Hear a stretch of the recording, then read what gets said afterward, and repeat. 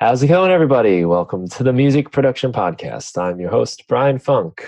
This is the show where we talk about all of the things related to making music. Today is fun because this is like a full circle around the track. I have back with me my very first guest on the show ever, Hey, Ben Burns. hey, how you What's up, doing? Ben? Good to Oh, see I'm you doing again. good. I'm doing well. It's like really an honor to come back and like talk to you again. Like we were talking a little bit before the show, and it's been like 2.5 years. Yeah. It's crazy that your like show's been going on that long.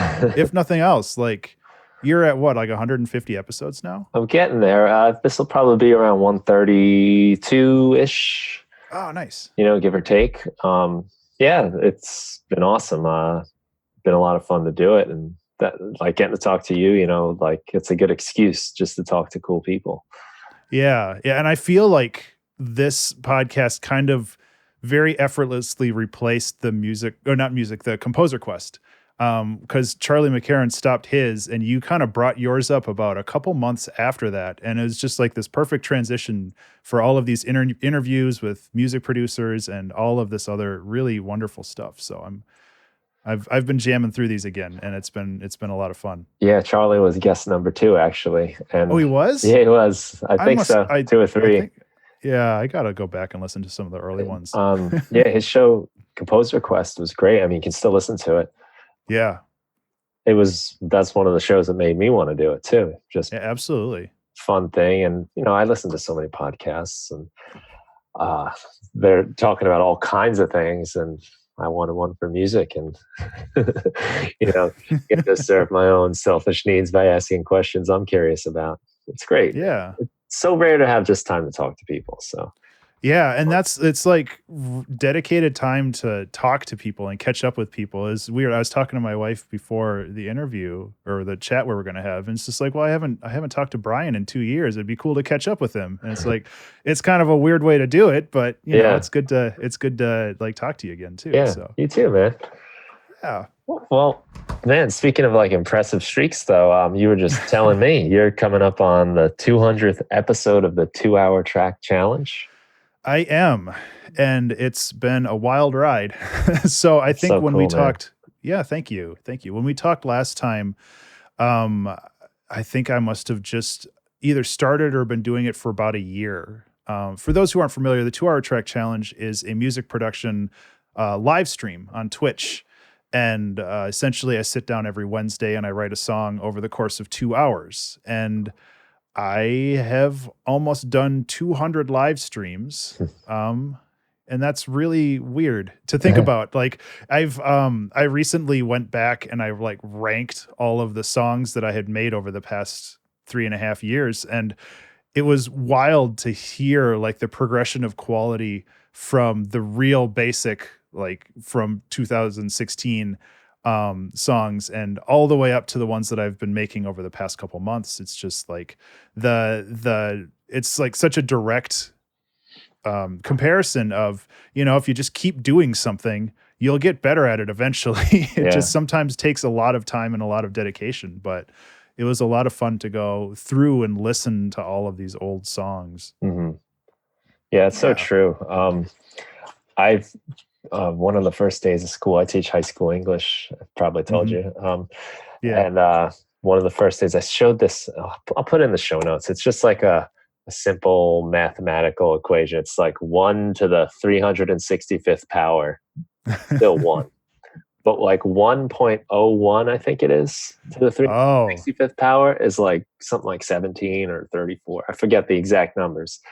But it's just to show, like, if you just do a little bit consistently, the payoff is huge.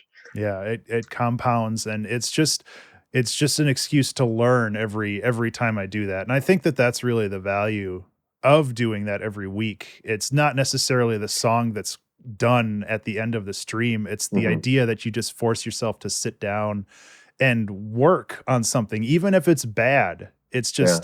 just getting that stuff out of you so you can do more stuff, and it helps with creative momentum. I have a buddy, Shaka Panda, who I talk to every Tuesday. We have a podcast called Shaka and Pals. And we actually talked about momentum last week, where the idea of and I'm not like trying to shill for that show. It just kind of came up. But the idea of the idea of just like continuing to move forward, even if it's hard or anything, just like being aware of moving forward. Because if you stop, then you have to start over, and that's really the hardest part as a creator. Sometimes is to just starting over. You know. Yeah, I didn't know you had a podcast. That's awesome. It's recent. Okay, cool. Shaka Panda used to talk to a bunch of other people, but his other co-hosts kind of had scheduling conflicts, so he asked me, and I'm like, hell yeah, dude. I haven't talked to him in a while. When I was doing the creative exploration series, I had interviewed him, and we had planned on talking for like 45 minutes and ended up talking for 2 hours. So it's like one of those connections where it's just like you can just riff off each other forever. So it's been a lot of fun. I like talking, apparently. That's why you're on the show, man. Yeah, that's great. I'll have to check that out too. But that idea is so true. I mean, just the consistency factor, the keeping going, and the momentum is. I think the hardest part is getting started most of the time. It just is sitting down and deciding that like I don't have to do the dishes, or I don't have, I mean, I can think of so many things that I need to do as soon as it's time to like get creative and make music. It's that part of me that's just saying, let's not do that right now. Yeah, and I mean, you were talking to DJ Vespers, like Warp Academy, in the most recent episode that I heard. I don't know when this one's coming out, but he talked about like mental workouts, and I think that it's really similar to that, where if you have a commitment to do something every week, it even if you don't want to do it, you're like, well, you don't want to break that streak. You just want to get in there and do it. It's kind of like going to the gym. Often it sucks walking into the building, but when you're done, you're like, that was okay. Yeah. Like, I got something out of that, but usually starting is the problem. I agree. I think having a scheduled thing like that is really important. Yeah. It's gotten me to do a lot of things because, it's that time now. It's like going to work. I mean, it's time to go to work. Yep. You got to do it. Period. That's it. So. Yeah. And doing it on Twitch is another layer of accountability for you, because you have people who actually show up every week, and it's great to have those people show up. I'm really thankful for the people who do, but it's just like you have people expecting you to do something, so you might as well show up. And then if you showed up, you might as well like try.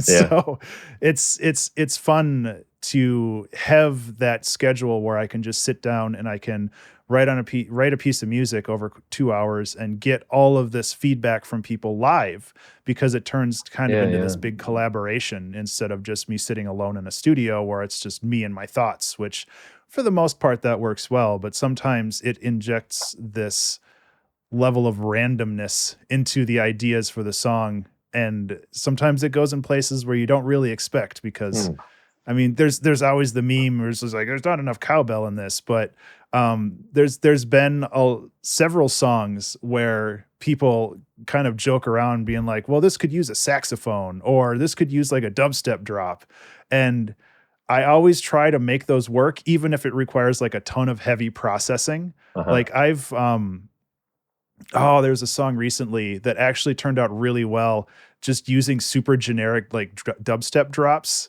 as a backing, like kind of a backing mid-range to chill out song. I think it was called Night Wubbin, because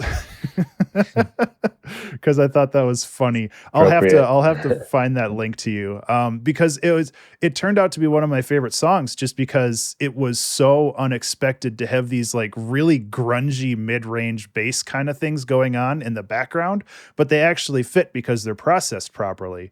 And there's no way in hell I would have thought of that on my own unless somebody was kind of joking around and be like, you should add that. That'd be funny. And it's like, sure, I'll try. And, it worked. And I really like the idea of making music like that as a collaboration, just because it diversifies your style to a degree. Like everybody's bouncing ideas off of each other. And if anybody wants to try streaming music production, I would highly recommend at least giving it a shot and just telling your friends to show up and hang out with you while you do stuff. It's awkward at first, but you get used to it, and then it's really, really freeing when it comes to just being able to do whatever you want. Highly recommended. Well, I really like the aspect you mentioned about the instant feedback. Kind of didn't occur to me too much.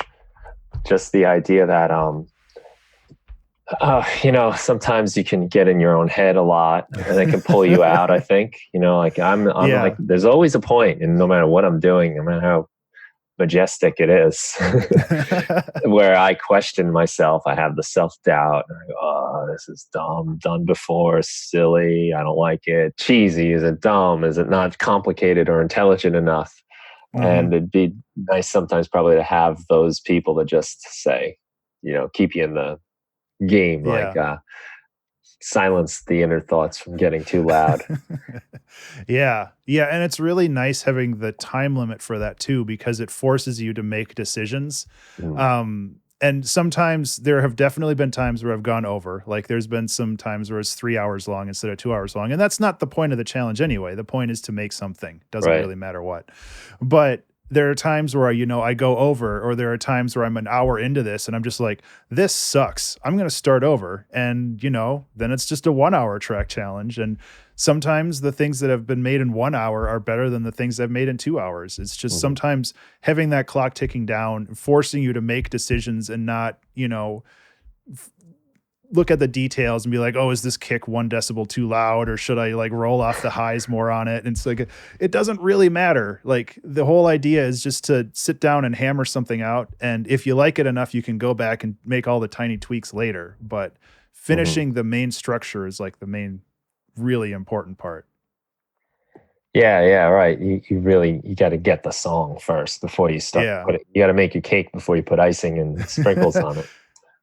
And Tommy Z, I listened to that one recently as well, and he had a really good analogy where it's like you have to build the house before you hang a picture on the wall, and it's like that's the perfect analogy for this. It's just you got to start with the foundation, and once the foundation's done, then you can do all the little details, but got to do the foundation first. Yeah, you really do, and I like the idea too that it doesn't matter how it comes out. It's just that you did it. You're just putting in the work, and you're saying you see all this like development and growth. I think when we put too much pressure on the product, it takes often a lot of the fun out of it. I love to say that being an artist is embracing the process, and a byproduct of that is art. And that's good because other people enjoy art. Like I like the songs that I release, but not necessarily as an artist. Like I enjoy them because, I made them and it's the style that I like. But like once I very strongly feel, and some people really feel against this, but I feel that once a song is done or once a piece of art is done, it's kind of like not your problem anymore. It's just out there for people to experience. And then you can just work on the next thing. Like it's so important to focus on the process and not necessarily the product, because just art is the byproduct of the process. So if you enjoy the process, you can just make as much art as you want. And I think that it's important for me anyway, and hopefully that resonates with other people, but it's important for me to just like focus on enjoying the process. Because there's so many ideas out there, and there's so many things that you can do with art and with your process. There's no point in trying to focus on one very, very specific thing for like 6 years or 2 years or whatever, because the perfect album doesn't exist, because everybody has different preferences. It could be perfect for you, but that might mean that it's not perfect for anybody else. And, if that's okay with you, that's fine. But it's just, I really enjoy focusing on like making things instead of trying to make the perfect thing. Right. That's a really cool point. And I think like, look, you're a guitar player. I guess you probably grew up playing guitar, right? Or actually, an instrument. I'm not super good at guitar. I'm mostly a piano player. I do have guitars in the background, but I kind of picked them up over the past couple of years. just because I want to learn.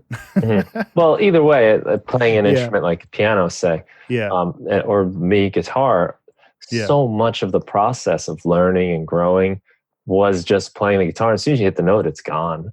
It disappears. You're in the process. I think something that's happened to me since I've become, I mean, when I first started recording, I guess a little bit, but especially since I started doing a lot of stuff directly in the computer and writing directly in the computer, everything I do gets recorded now. And everything is like already a product, even when it's just an idea or it's just me fooling around feeling it. And I think sometimes that gets in my head a little bit. Yeah. Where I lose sight of the process and I'm like, okay, I got this track now. And like, what am I going to do next? Everything has this like kind of thing that sometimes pulls you out of the moment of just enjoying the experience of playing. Yeah. Yeah, and the idea, especially when it comes to things like MIDI or even warping in Ableton, where you can fix, quote unquote, fix things. It's so easy to get wrapped up in the idea where it doesn't have to be perfect because you can fix it later. And that's not necessarily a problem, but I think that there's a lot of value in those imperfections and making sure that if you want to have a destructive process with your art or with your music or whatever, it's so important to like have that destructive process and not necessarily be worried about making mistakes like that, because sometimes those mistakes lead to some really incredible music and really incredible ideas that you really wouldn't find otherwise. I like the idea, like you said, where it's just like if you play something on a guitar without recording it, then it's just kind of gone. Yeah. And what's the word? Ephemeral, I think is the right word for that, where it just kind of exists and then it doesn't. I really like that. And it's cool to have a process that's destructive and knowing that you can kind of back up a little bit, but also just kind of focusing and moving forward is I don't know. I kind of lost my train of thought there. No, I hear you though. Like, yeah, like it takes away the preciousness of everything. yeah. And I think your 2-hour track thing is a way of getting around that while still recording and producing a product. Yeah. Because like you said, if you work on something for like 3 years, like, that's, I mean, what was it? The Guns N' Roses record, Chinese Democracy, Axl Rose. Oh yeah. He worked on that for like, a decade, and it like would never come out. It would never get finished. And you know what? I never even listened to it. Yeah. Yeah, I didn't either. The ship sailed. It could be a masterpiece. Who knows? But it got too precious, I think. And when you do something every week, like you can take those chances. You can go with the random guy on Twitch that says, "Hey, do a dubstep drop throughout this whole thing," and okay, fine, because I'm going to do something else later or tomorrow or whenever. Yeah. Or I could try it for like 5 minutes and be like, this is a dumb idea. Sorry. And then just delete the column or the row and just move on with my day. And it's so fun to have an open mind when it comes to that kind of stuff. And I know that I personally get locked into particular things when I write music, and it's so valuable to have people to break me out of that, to just hey, maybe you should try a flute in this for, some random reason, or stuff that I don't normally do. Like I tend to get stuck with electric pianos and like an upright bass from a contact library. And there's some very specific things that I like to do, and that's comfortable for me. But sometimes it's important to get out of that and not be comfortable and try something different and do something completely new, because you never know what you're going to discover through that. Yeah, I agree. I love that idea too. I mean, I never really thought of streaming as like a way of getting that kind of feedback. Like, I guess I've thought about doing it, and I've done a few streams here and there, but I always felt like I need to be giving something, like offering something. Yeah. Like, why am I doing this? Like, what am I going to show people? And what am I going to teach? But the idea of like, we're going on this journey together is a really cool way to look at it. I think that there's two different types of streams out there, and you kind of nailed both of them. Where one is kind of just like I'm providing this content for you, and then the other one is it's kind of a communicative. We're working together to build the content, and both of those are valid. It just kind of depends on what you're trying to do. Like if you're doing a DJ set or something where you're producing music and you're just kind of broadcasting it, or there's things that I've done in the past where it's like I finished an album, I'm just going to stream it on Twitch just to do kind of like a release party or something like that. And that's mostly passive where I'm just sitting there playing music. But it's also really cool to work collaboratively with people who are watching the show. And I think that well, I can say that it's terrifying when you start out because all of a sudden you feel like beholden to all these random people on the internet where it's just like, well, I have to put on a good show, but I also have to talk with people. And there's a lot of communication that goes on that takes away from the actual music production. And I've kind of come to terms with that where the communication and talking to people is more important than the actual song sometimes, where I've told people before that apologize for like having a conversation with me. It's like, dude, I would rather have a conversation with you than finish the song in 2 hours because I can finish a song in 2 hours whenever, but you're like here taking your time with me to talk and we're having a good conversation. You don't have to apologize for that. Mm-hmm. And it's definitely a skill that I've learned over the last 3.5 years. I was very bad at it when I started, but it's definitely a skill to be able to have a conversation with somebody while still kind of tinkering around with the music itself.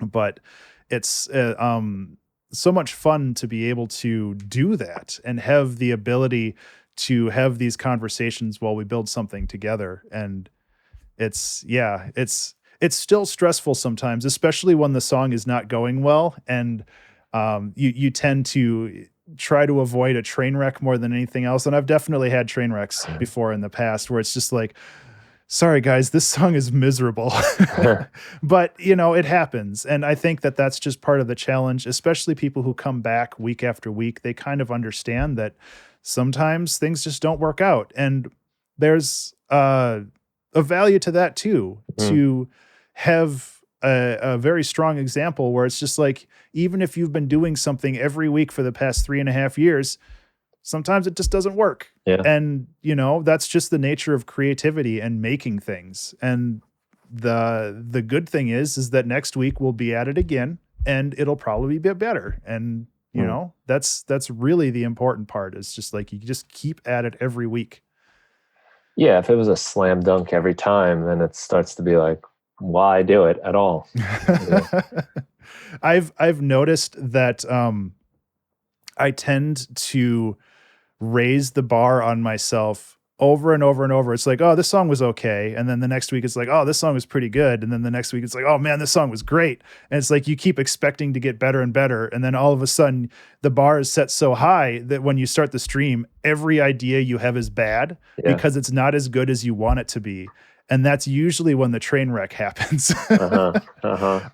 And I think that that's pretty analogous to any creator, whether or not you're doing it weekly or just on your own time whenever you have time. It's just you have these bars that you set for yourself. And obviously, when you want to make something new, you want it to be better than the last thing you did. But that's just not how it works. Yeah. And those super high expectations are, I feel, one of the biggest limitations to making something at all, where you just sit down in Ableton with a blank project and you're just like, okay, well, I can't do that because that's dumb. And I can't do that. And you don't even get off the ground. You don't even explore these ideas that might be good with enough tweaking. You just kind of cut them down right away because they're not as good as the last finished project you had. So it's important to get out of your own head with this kind of stuff. And I'm still learning how to do that. I struggle with that all the time. Yeah. All the time. That I am really harsh on my little baby ideas before they're even like walking. I'm like mad that they're not running. And it gets in my head, it's not as good as this other thing. And the analogy I tell myself in my head is like, it's like a baseball analogy, I guess. Like, It's like I have this like little leaguer t-ball player idea. It just got born. It's its first game. It's just a chord progression, and I don't even know if the sound is the sound I'm going to use. And then I'm thinking about like some other track, usually, but some professionally released track by some of my favorite artists, say. And I like look at my little t-ball player, and I'm like, how come you're getting killed by the pros right now? Why can't you hit it past second? Come on. And when I put it in that context, it helps me to remember how ridiculous you're being. Like this sucks. It's like, how does it suck? It's just a beat. It's not anything yet. Yeah, and I think having the Pomodoro or any of those kind of timed techniques like that is really important for that, where you can always invest 20 minutes. Like that's what the Pomodoro is, where it's like you set a timer for 20 minutes and it's just focused work on that. And if it doesn't work, then maybe it wasn't meant to be. Maybe you can come back to it later. But it's valuable to have those like 20 minutes of super focused work just to make the decision whether or not it's worth following up on, because 20 minutes is a long time for dedicated work when you're not distracted by, Twitter or YouTube or anything else that's going on, because I get distracted by that stuff a lot. And that's the other reason why I like streaming, is because I can't load up Twitter and dick around on Twitter when I'm streaming, because that would just be bad content for everybody. Right. Do you do that within the 2 hours? Or are you breaking it up into like little sections? Do which parts? So, like, do you use that method? Because the 2 hour challenge is sort of, in a way, that kind of method. It's a large Pomodoro, So I've kind of found a rhythm when it comes to how to do a 2 hour track challenge. And this works for me. I have no idea if it works for anybody else, but the first half hour is generally coming up with a nice 4 to 8 bar loop, and then the next half hour is kind of figuring out where things kind of expand from there, either variations on that loop or maybe making a B section, getting some variation and everything. Usually an hour in, I have the idea of a full song. And that's usually when I sit down and try to name the song. I have a really bad habit about saving. I don't save the project until I have a name for it, and I usually don't have a name for it until I have enough of a narrative to kind of figure out where the song is and what I want to call it. And usually I let the stream chat name the songs, because they're funnier than I am. Right. So that's where Night Wubbin came from as well. I have some really, really funny song names. I know there's one, somebody just suggested that I use the mushroom emoji. So that's the name of that song. I don't think Spotify is going to like that. I'm going to try to upload that song to Spotify in a couple days. Nice. And I'm pretty sure that's going to get rejected. But yeah, it's so about an hour in is usually when I name the song, and I have kind of a narrative idea of what the song is about. And that's not necessarily a story, but just kind of a mood or just some kind of feeling that's associated with the song that I can put a name on, that kind of helps solidify what the song is and where it's going. And usually the next half hour is building the structure of the song, kind of making the A section and B section more solidified and stronger, and kind of building out the actual structure of the song as a whole.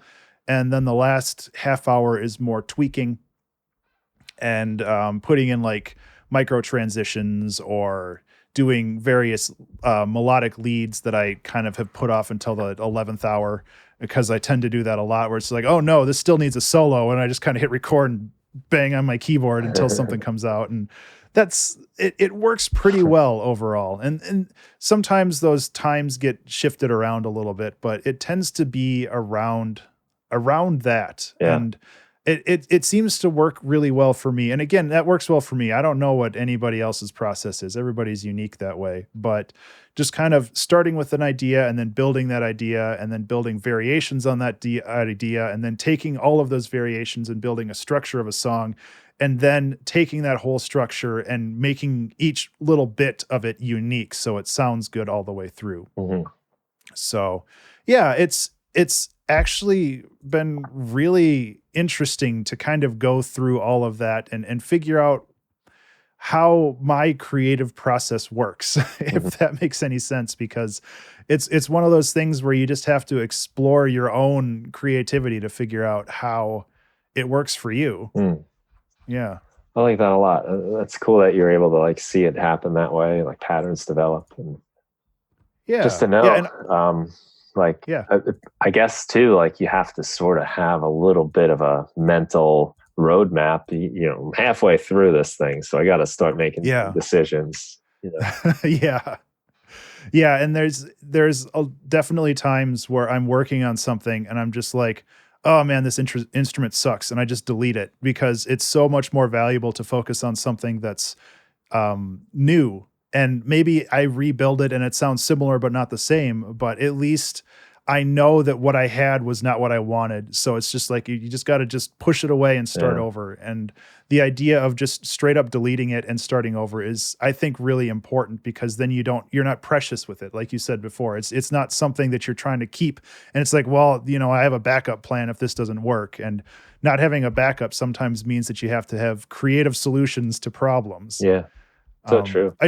I should also mention that if anybody wanted to watch any of these production processes, I do post them all on YouTube. So I'll send you, Brian, the link of that. It's basically a playlist of almost 200 videos that are all 2 hours long. So that's a lot of watching if you really want to watch those. But it's a lot of fun to. I need to go back and watch some of these, because there are times where I make a really good song and I'm like, how the hell did I do this in 2 hours? Like as a creator, I'm sure you're familiar with like that fugue state that you get in, where it's just like you just kind of black out and you come to 2 hours later and it's like, how did this happen? Yeah.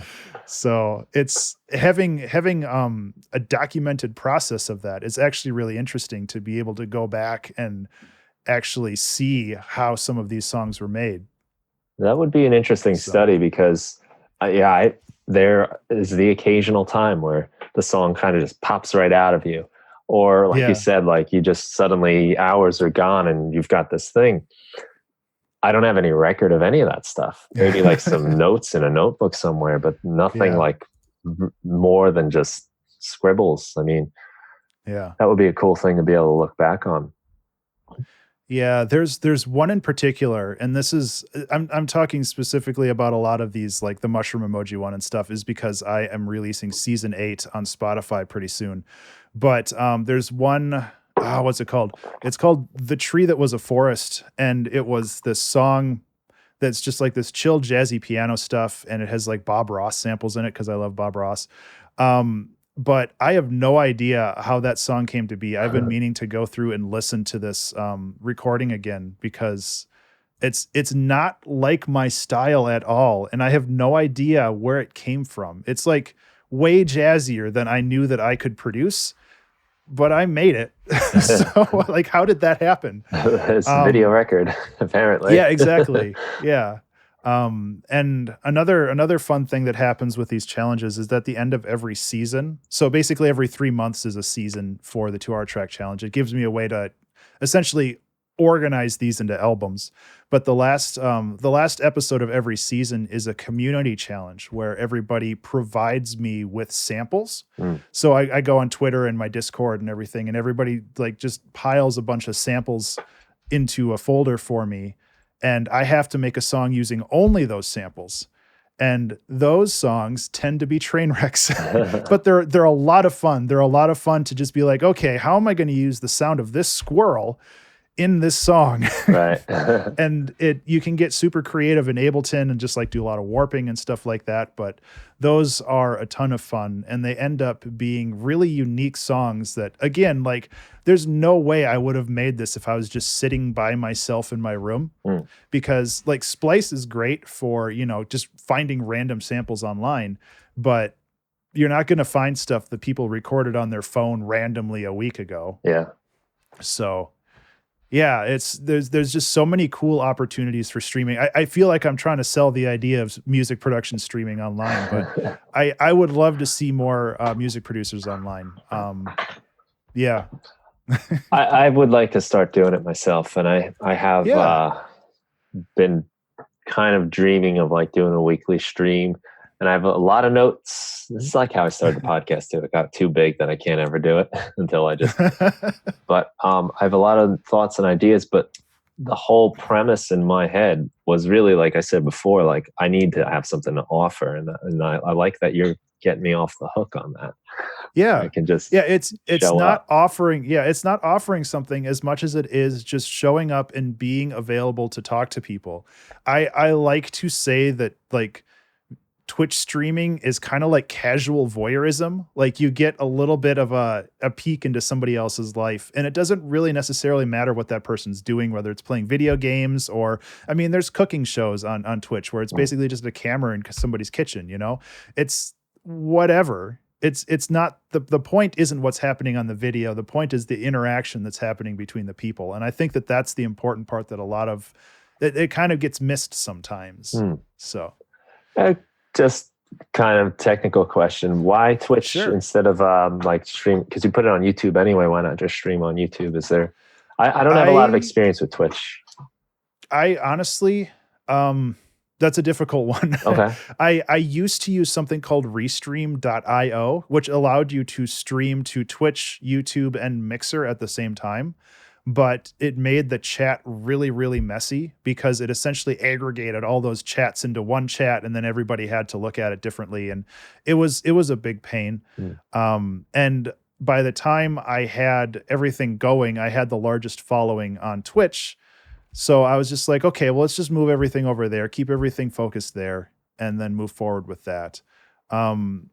You know, I have thought about YouTube again because with the How to Use Family Tracker series and all the other stuff that I've posted on YouTube, I have a reasonable following there. But I don't know, like streaming there just feels different. And I'm sure a lot of the people that watch on Twitch would go watch on YouTube as well.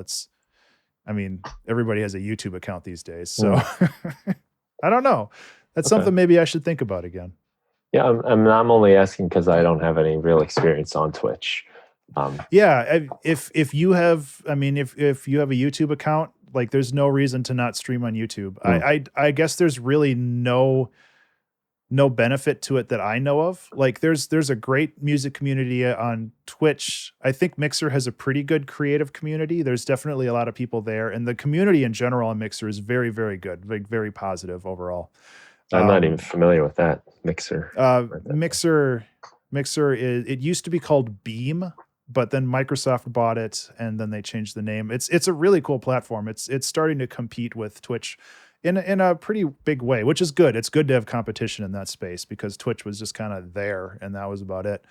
But yeah, like streaming on YouTube, I think that works really well for people. One of the big things is you can still get like, I think they're called like super chats on YouTube. You can still get like donations, which is good because, you know, if people want to help contribute to your stream and to your studio, it's good to have that ability as well because, you know, sometimes people want to donate a couple bucks just to say hi and thank you for your work. And it's nice to have that. And it's just another income stream basically. And I'm not saying I'm getting rich off Twitch. I'm not, but it's nice to have that validation there, you know? Yeah. Yeah, absolutely. That's cool. Yeah, thanks, man. Personally, yeah, a little inspiration because I could use it, and that change in perspective is, I think, going to be big. Yeah, absolutely. Yeah, sorry, go ahead. No, you go ahead. It's fine. Well, I just wanted to take a minute too, because you know you're talking about samples and getting them from the community, but you're also offering a lot of samples to people yourself. Pretty much every month, I believe you're putting out like a new pack, right? Yeah, I took a little bit of a break from it because my life got crazy.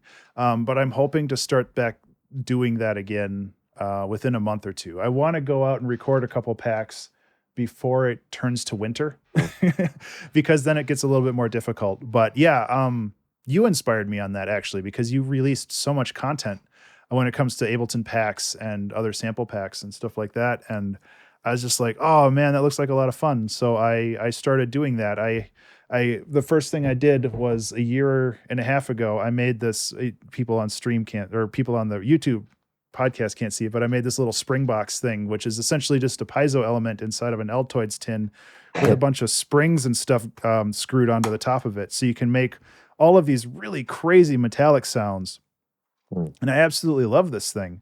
Um, because it creates these like otherworldly kind of spring reverb, kind of alien sounds, and it's a lot of fun. So I made a pack out of that, and then when I was up north at the North Woods in Minnesota, where I live, I just drove 20 miles into the woods and I just banged a bunch of sticks together, and that's still one of my favorite kind of percussive sample packs.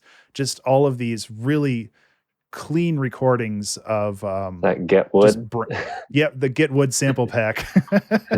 Just like underbrush and trees snapping, and I found some dead logs that I threw against a tree, and it made this like really, really good like 909 snare sound. I was like, hell yeah, that's really great. Um yeah, it's super fun to not only like create these packs for my own library, but it allows me to like provide something to the community as well. And I think that that's really valuable, just because when I made these packs, I made them free for the first month, and then after that, they were like $3 or something. Mhm. So I really am not trying to make like I don't want to become a millionaire off this stuff. I just want to provide really cool things and unique things for the community.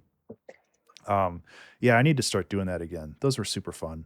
Well, They just took a lot of time. I have 9 folders and 3 gigs worth of Ben Burns samples. Oh no. Oh, that's Yeah. awesome, dude. Thank Yeah, you. I've got some cool. You got the fruit and vegetables, the 3D printed. Oh I have the yeah. Get Wood. I have the one you did with Simon the Magpie. Oh, that So one was wild. Did you see the video for that one? I believe I did. Yeah, he sent me like this severed doll's leg Yeah, you open with the a Paizo package, right? element in it. Yeah. Yeah. He's an interesting That- character for people listening. Simon the Magpie.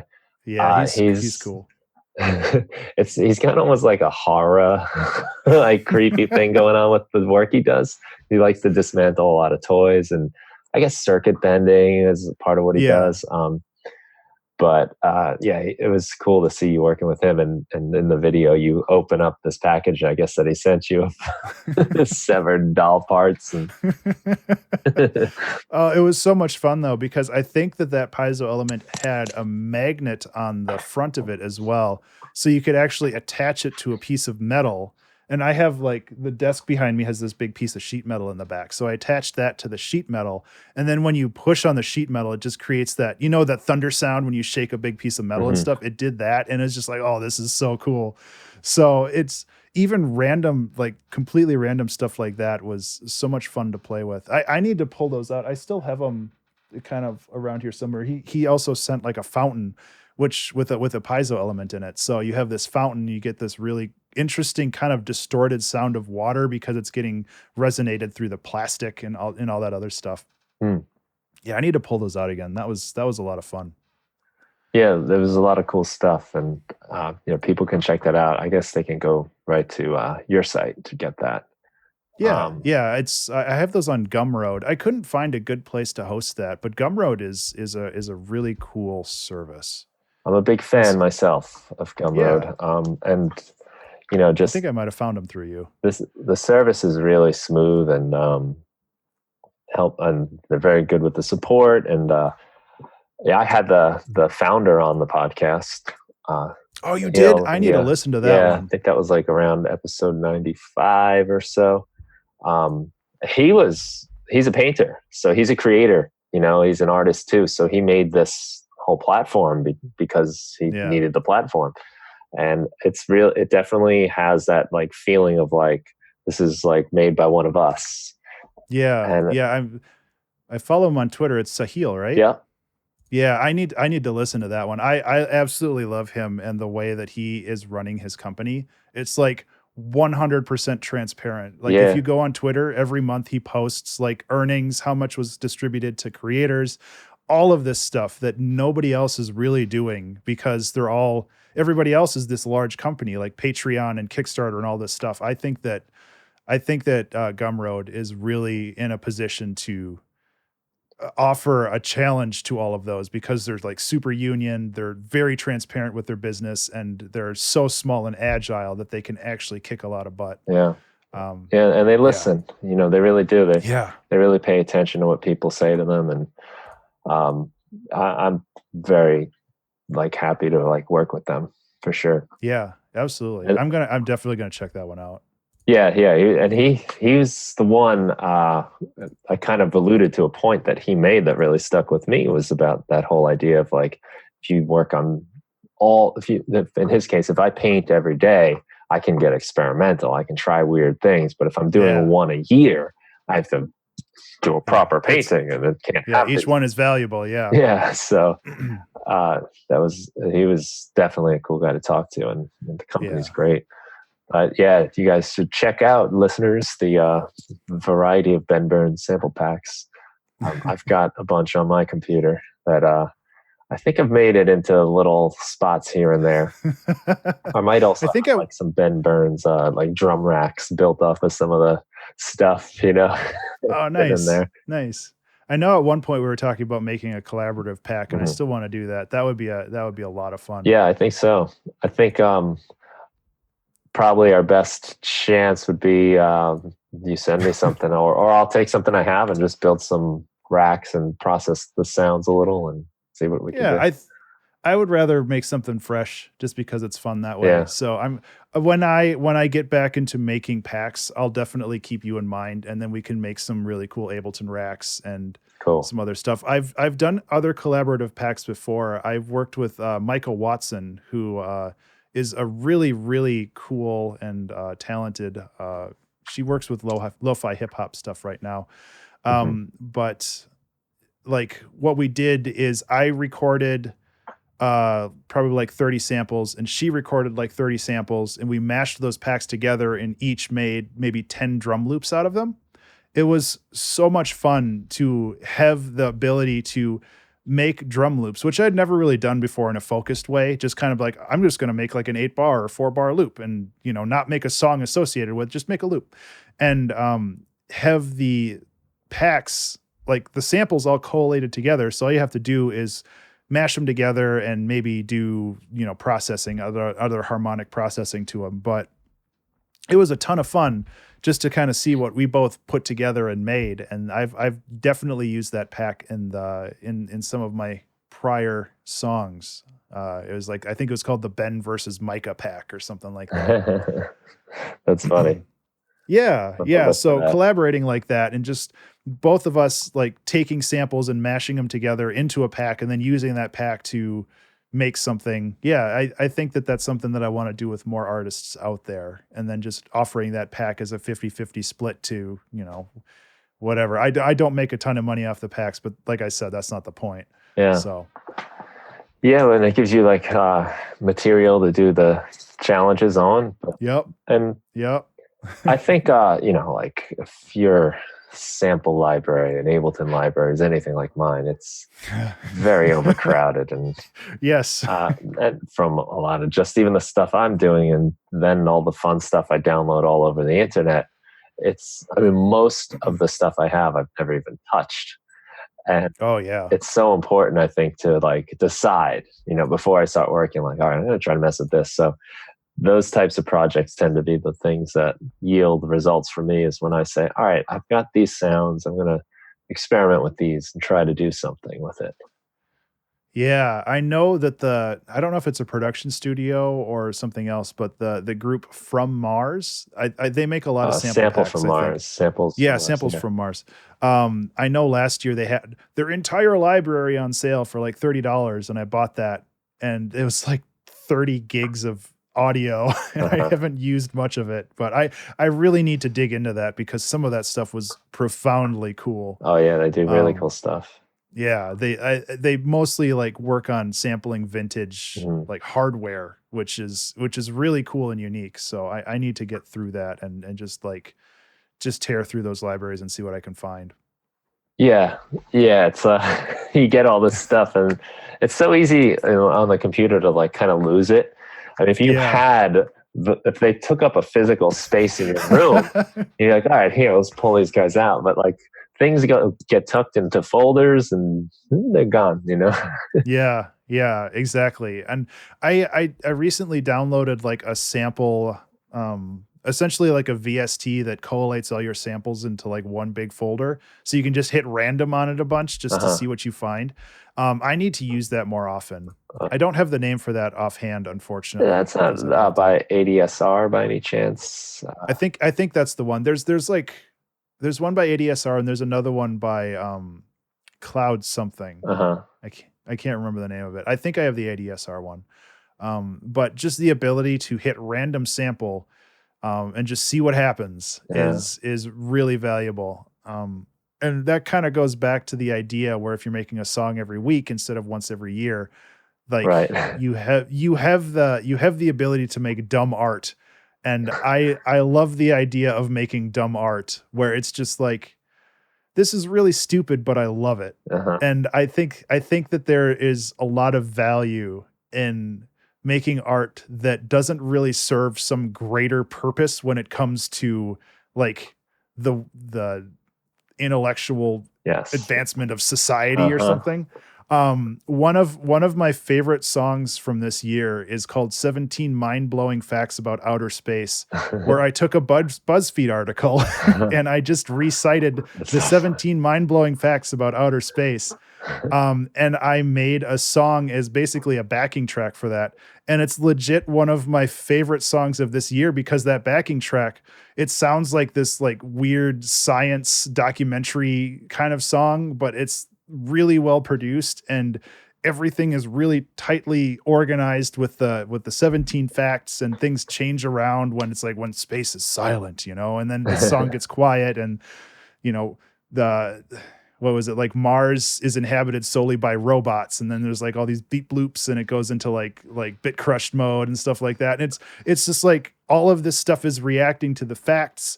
And the song is utterly pointless. It's so stupid, but I absolutely love it because it gave you this ability to just be like, this is so dumb and I don't care. Like I'm having fun, and that's the important part.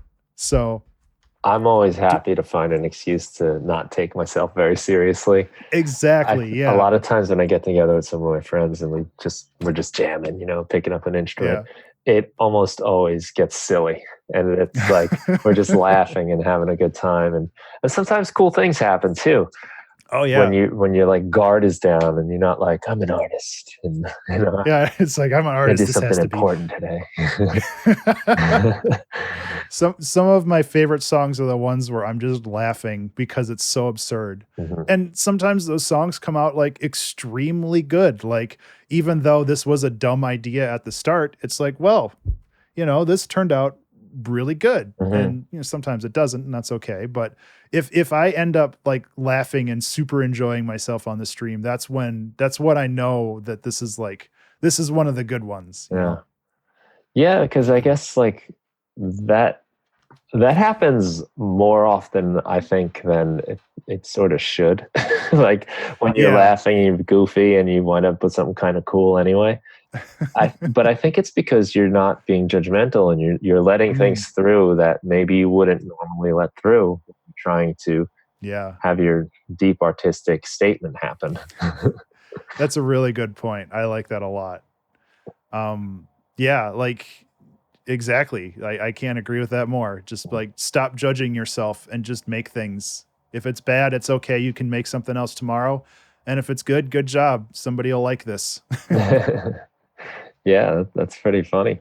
That is a mind-blowing fact about Mars, though. That's entirely inhabited by robots, right?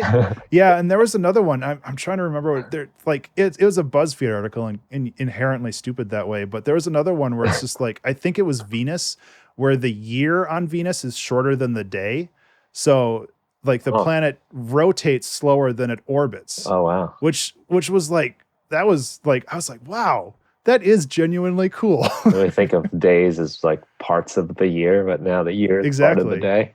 Exactly. Yeah, it's just because one thing spins a different way. Exactly, yeah. Yeah, that's something we take for granted, I guess, is like how many days are in a year? Well, 0.3. Yeah. So, and like, I kind of lost my train of thought again there, but the longest year of the day. The longest year of the day. Oh, it's I funny. like writing down weird song titles lately. I'll write Oh that yeah, me down. too. Longest year of the day is Um, going on my list. let's see what there. I love weird song titles. Another one of my favorites is "Dad Malpractice," just because it's absurd. Another one that I want to do eventually is the Forbidden Donk, because there's always like put a donk on it or whatever, which is just like a cowbell or whatever. And like, I don't know why that's stuck in my head, but I've wanted to do that one. There's like big dad energy that I've wanted to do too. Something funny about that. I mean, it might be as we have grown into that age. Do you have kids? No, we have No. we have a couple cats. Yeah, I don't That's either. about it. No, I don't Yeah. either. But I'm of the age. Like sometimes I like to think of like what my parents were doing when they were my age. Like, damn, they had like 11-year-old me running around. Right? like, Yeah. like, oh boy, could I imagine what it would be like if I had 11-year-old me, like literally me Yeah. to raise. Oh, Insane. I wouldn't want to wish that on anybody. I know my parents were very patient people, and I appreciate them for that. Yeah, I agree. My house was the band practice house. We were allowed to use the Oh no. basement. Yeah, we had like I don't know, 50% finished basement. Mhm. like not finished, really no heat.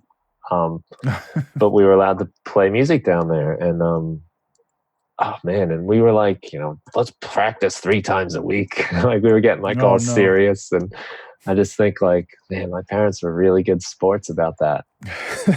You know, Or like the soundproofing was real good down there, no, but no. Because I'd come up sometimes, and the rest of yeah, the it's guys would true. be still playing and jamming, and I'd be like, oh my god.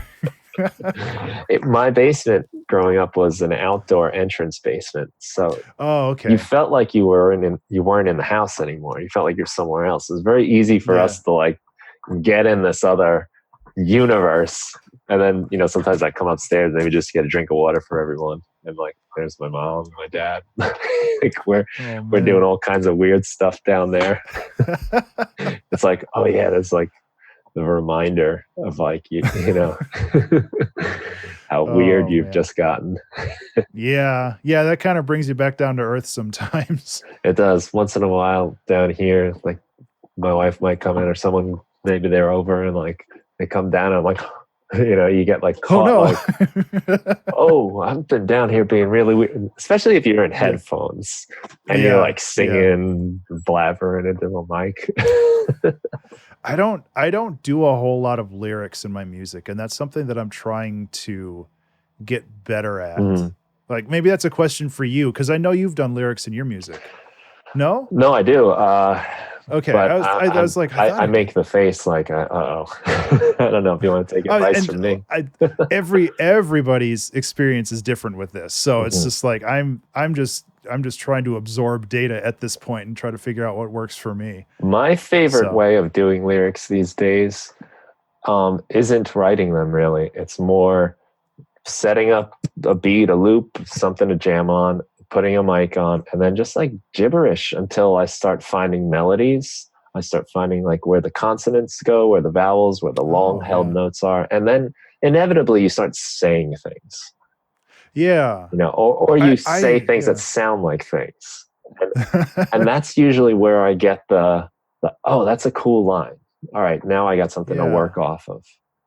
I like that a lot, where it's not necessarily trying to write some like verbose poetry or something like Yeah. that.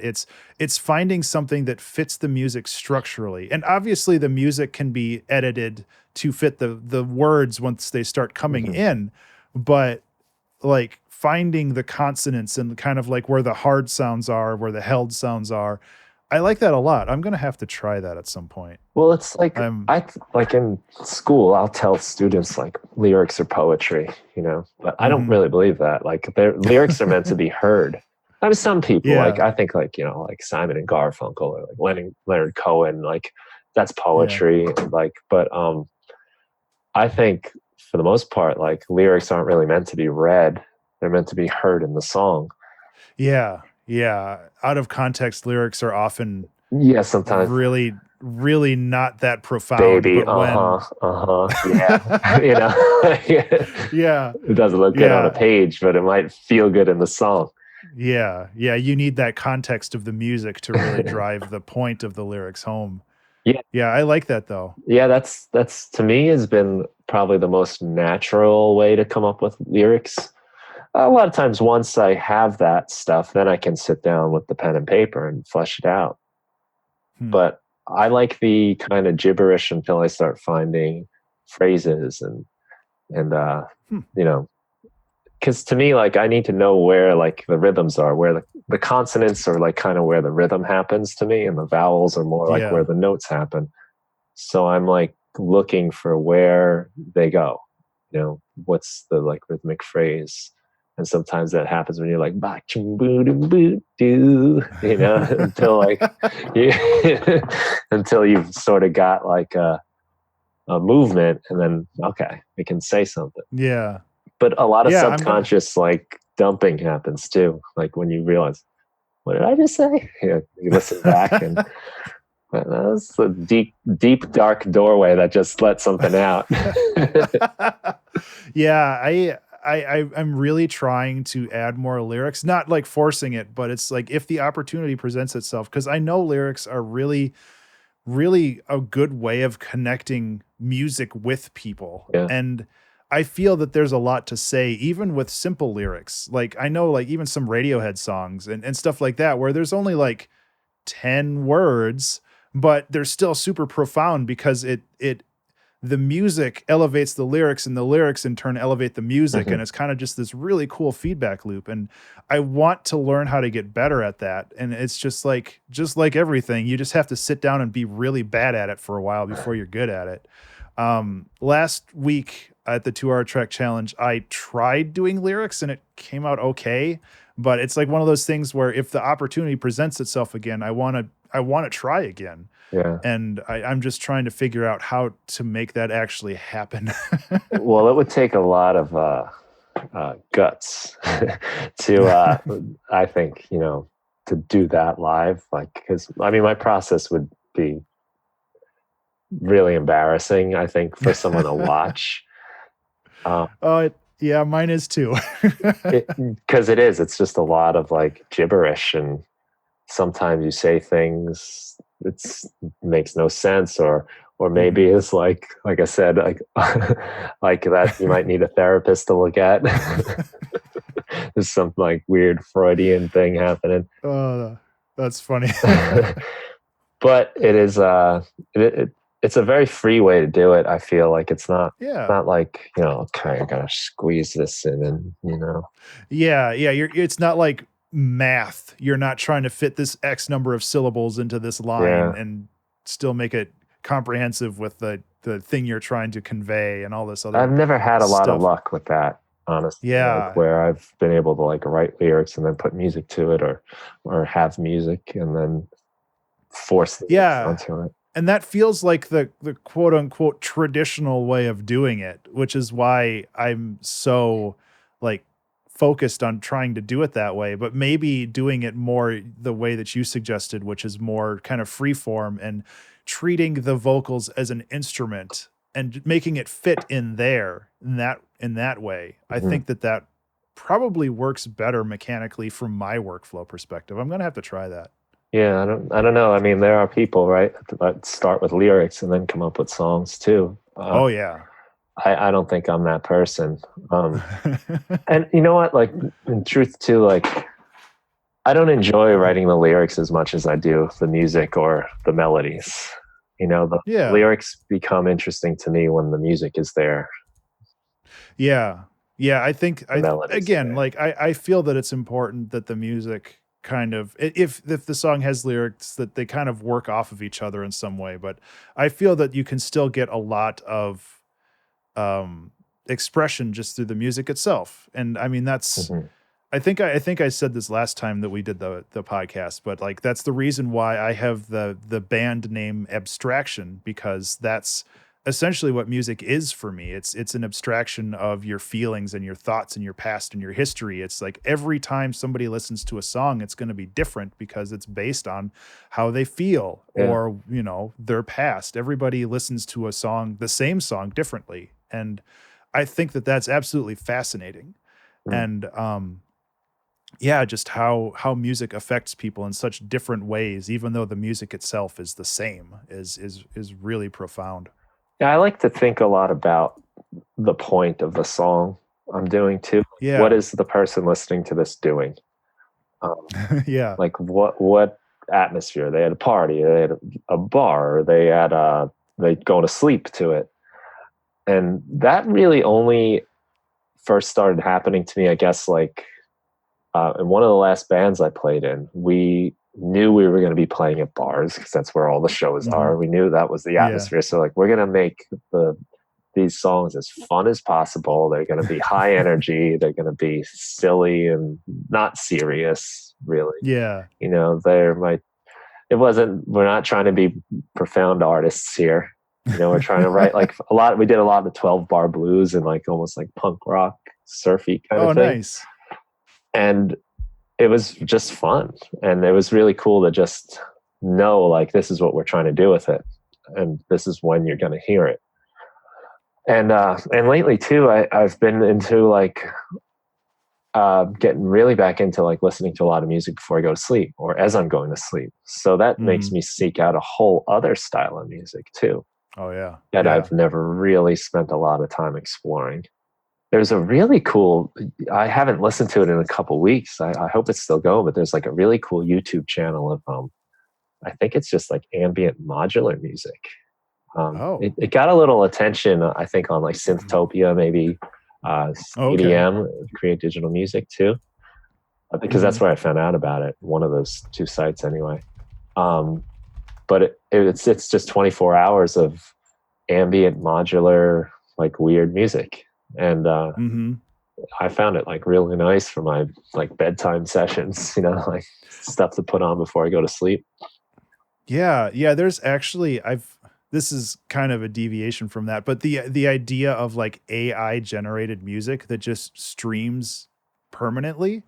Um there's one for death metal. Oh yeah, I don't listen to death metal, but computer death um metal, like yeah, it essentially just listened to a bunch of death metal and kind of learned the tropes and the general idea of it. And it just streams death metal so 24/7 funny. that doesn't exist. Like the songs don't exist. It's just rhythms and screaming and all this other stuff. And it's just really interesting to go to that channel. I'll find it for you, but Uh-huh. just go to that channel for a couple minutes and just be like, yeah, this sounds like every death metal song I've ever heard. Just because I don't know the nuance of that genre, but it's so interesting that it's essentially AI generated music that sounds cohesive, even though it's just Mm. kind of a mishmash of a bunch of different things. But I'll have to look into that ambient one. That sounds really nice. Yeah, I need. it's not artificially generated stuff. Yeah, yeah, yeah. It's I guess it's just a rolling playlist of just modular artists doing That sounds really cool. but yeah. Yeah, I mean, I know like the lo-fi hip hop stuff has been a real big thing on YouTube for a while, but just having something that's more chill because lo-fi can still be pretty aggressive sometimes, Hmm. especially if you're trying to sleep or study. But just like ambient and like modular music like that would be a lot of fun. Yeah, that was the first time I ever really saw YouTube being used like a radio station almost, like the Yeah. live Yeah, streaming right? feature. You know, although I do remember Tom Cosm. I don't know if you're familiar with his work. Oh yeah. I mean, Oh yeah, if yeah. you're watching any Ableton, live tutorials, you probably come across him. But he had like a dream thing set up. I got to get him on the show to talk to him about it. I'm surprised you haven't. Yeah, He's huge, yeah. um, but he had like it was something to do with like his dreams and Max for Live patch, and it was just kind of going through the night. And he's done a couple interesting experiments like that, where it's almost like a radio station just broadcasting what's happening through Max patches, receiving Bitcoin data, like all kinds of weird stuff. Yeah, his Twitch stream still runs once in a while. It's really fun to just kind of pop in and see what's kind of generated from that lately. Yeah, and he's done a couple cool things that he's put out recently. Just give him a shout out, I guess. Like he did those. What was it called? It was like a bass machine. Man, I'm sorry, I'm forgetting it. I'll put the links in there. That's all good. Yeah, it was really cool. Just all these different ways of generating bass lines and some glitchy things, some lo-fi machines that were really cool. I use myself. Yeah, Max for Live is something that I want to get into just because it's so powerful, but it's also really hard to understand. Yeah, I mean, it's cool. You can just use it like any device. A lot of people, I think, get intimidated by it. That it's like, because you can benefit from Max for Live without knowing a line of code, or it's not really lines, I guess, but any coding. But yeah, like I've wanted to do that too.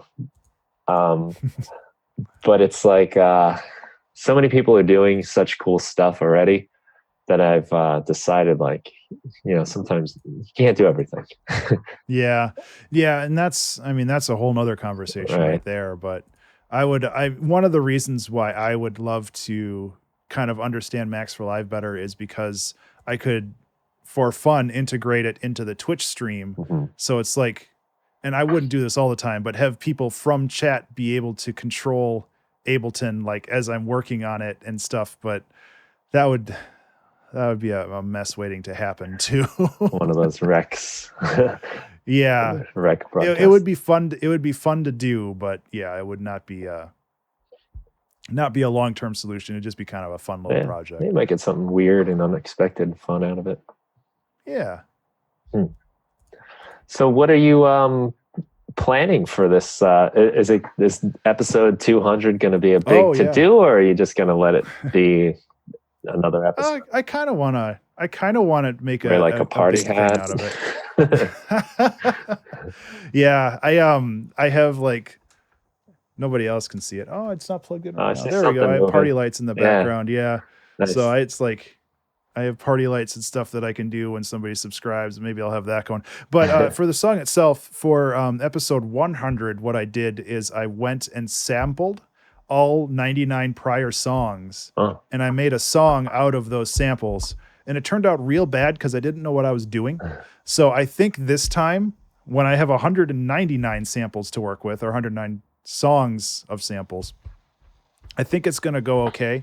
Just because there's going to be a lot of variety, but that also means that I need to spend like a weekend chopping up 99 songs to make the samples for that.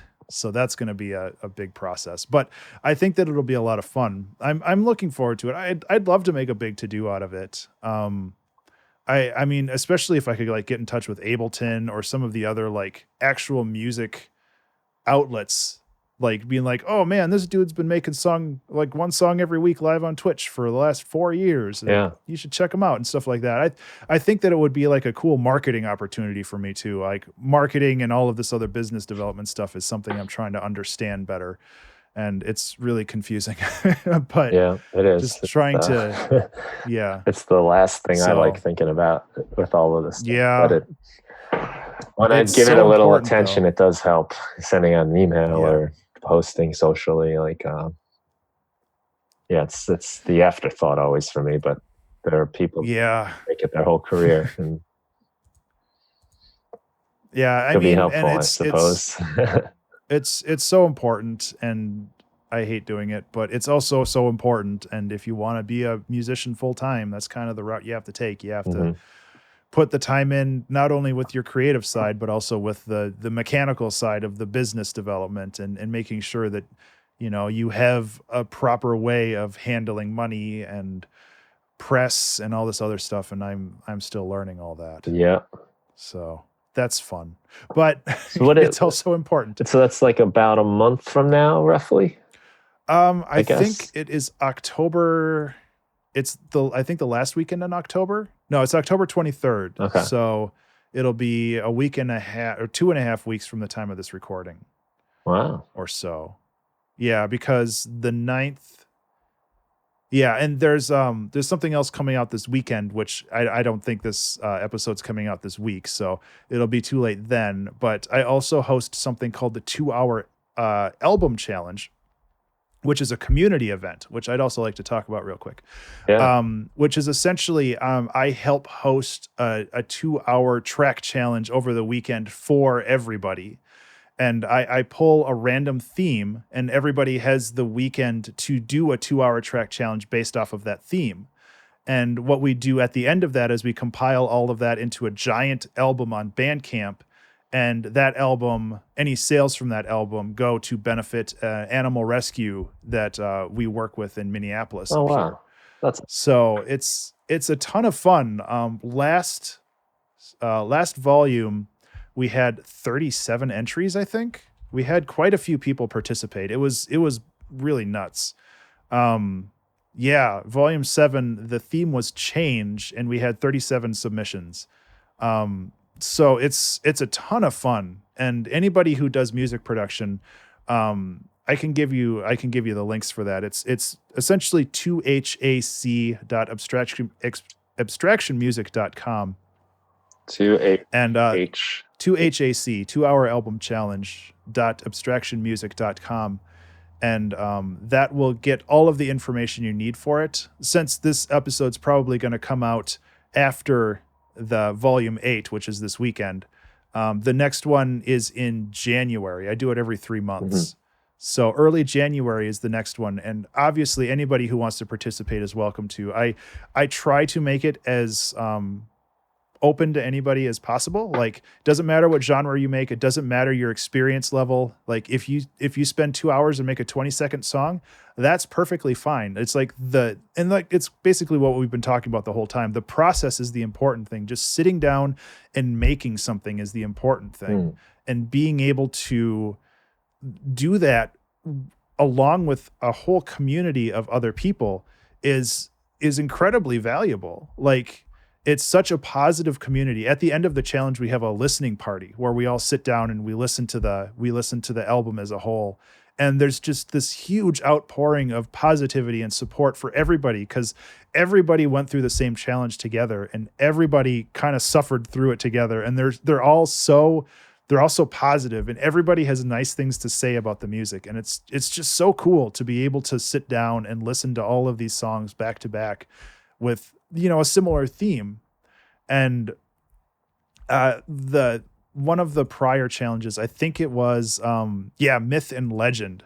There was like these weird tropes that kind of appeared through it, where some people would do like the myth of a mythical city or something like that. And there were a lot of songs that the first half was ambient and the second half had like these drums that came in. And it's weird to see all of these kind of similarities of how people interpreted the idea of a myth or a legend. And it was super cool to have that. And I'm so happy to be able to help host this event every couple months, because it's a real cool community thing that everybody can do together, and everybody grows together. And that's the big thing. It's like everybody's learning and everybody's growing together, and it's not a competition for music.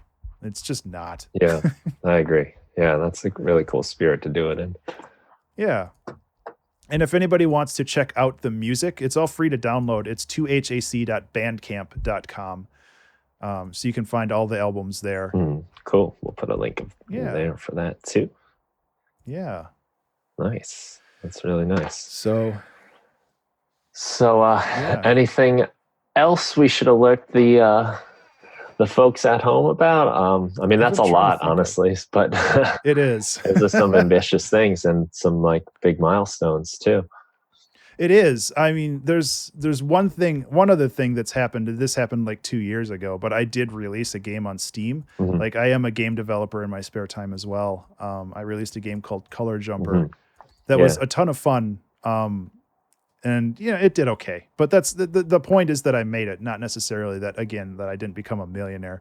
But that was an experience in itself. And I'm still working on games, just not as quickly, because that kind of burned me out. Yeah. I'm sure there must be so much that goes into that. And that's, again, another universe of creation. Oh yeah. But if anybody likes games like Super Meat Boy or the like precision platformers, check out Color Jumper. It's on Steam and itch.io and I think on Discord. Hmm. I think it's for sale on Discord too. Nice. So Oh, I don't know. sure. We'll get people. Figured I'd plug that. Yeah, you should. We'll put a link in the show notes along with a lot of links. Yeah. And it's like I was looking at the DJ Vespers one. It's like, man, there's a lot of books in this one. How'd they cover so many links in here? And then I did the same thing. Yeah, and I think I missed a lot of them too, to be honest with you. Oh, I can send you some. Yeah, cool. Well, yeah, we're getting near the end of my time, unfortunately. But it's great talking to you, man. It's just the time flies. Yeah, it really kindred does. spirits, I guess. Absolutely. But yeah, we will send people to the YouTube is B Fusion, right? It was. I think it still is. I wanted to talk to you, and we can't talk long, but the whole rebranding thing with the name, I think that I have a very similar feeling about that. I used to go under like B Fusion and a couple other names online, and I kind of a year ago or so I went all to Ben_Burns because that's just my name, and it's so much easier, like you said in yours, easier, right? And it was a real hard experience to rebrand all of that stuff, but I'm so glad that I did. It's all like unified under one name now. So you can find me online on Twitch, Twitter, Patreon, and YouTube at Ben_Burns. Nice. And that's it. It's so much easier being like, well, you can find me on YouTube at B Fusion. You can find me on Twitter at Abstraction. It's like, no, it's just all of them one place. No one wants to do that. Yeah. And I did manage to get abstraction.rocks as a redirect to my Spotify. So I'm pretty pleased with that. That's cool. Yeah. Nice. So go anywhere and Ben_Burns. Pretty much. Cool. Yeah. Ben, thanks so much, man. This is a great talk, and you may have given me the inspiration I need for the live stream action. I guess time will tell. Well, if you or anybody else listening have questions about live streaming music productions, feel free to get in touch. Like on Twitter, if you're a Twitter user, just feel free to DM me. My DMs are open. Otherwise, my email address is on my website or anywhere else. So just get in touch. I'm more than happy to help with that. Again, I want to create a community of streamers for music production. So if I can help enable anybody out there, just please get in touch. I'm happy to help. Cool. I might take you up on that myself. Yeah, absolutely, man. Nice. Well, thanks so much, Ben. Yeah. And I guess thanks everyone else for listening. Appreciate the time. And if you enjoyed this episode, you can head back to episode number 10 for the first chat with Ben Burns. The first chat I had with anybody, actually. So we were just babies. Yeah, well, it was good enough to make me want to keep doing it. So thank you. Oh, I'm glad. I didn't know that much was riding on it. I didn't either. All right, everybody. Thanks for listening and have a good day. And take care.